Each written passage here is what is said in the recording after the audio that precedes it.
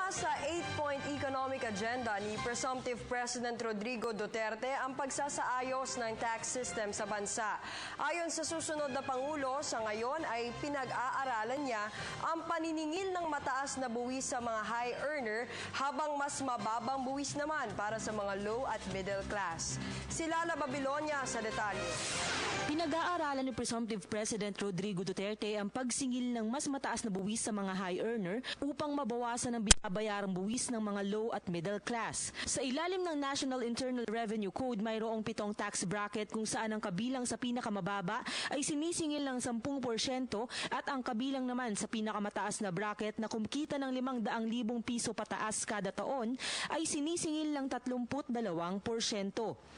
Ayon sa Finance Undersecretary at Chief Economist na si Gil Beltran, ang plano ni Duterte ay kumukha ng tax system ng China kung saan ang pinakamalaking individual tax rate ay nasa 45%. Ngunit ayon sa sales head ng Regina Capital Development Corporation na si Luis Limlingan, medyo may kataasan na ang 45% tax rate. Anya pa, baka makaapekto ito sa pagpasok ng investments sa bansa.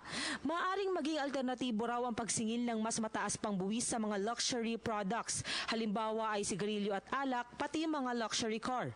Well, siguro first gradually kasi 32 to 45 is very steep, 'di ba?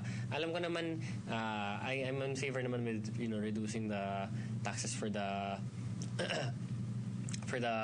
low to middle class.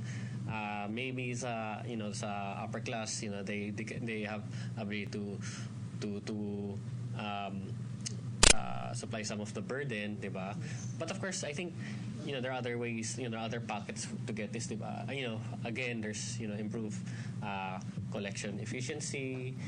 You can probably put higher taxes on luxury goods, 'di ba? And for example, or I'm not affected, but let's say tobacco and alcohol, I think maybe since especially tobacco is really hazardous to your health, you might as well tax it higher, di ba? Kasali sa 8-point economic agenda ni Duterte ang pagsasaayos ng tax system sa bansa. Gayunpaman, wala pang inilalabas sa detalye ang susunod na magiging pangulo. Para sa Telebisyon ng Bayan, Lala Babilonia.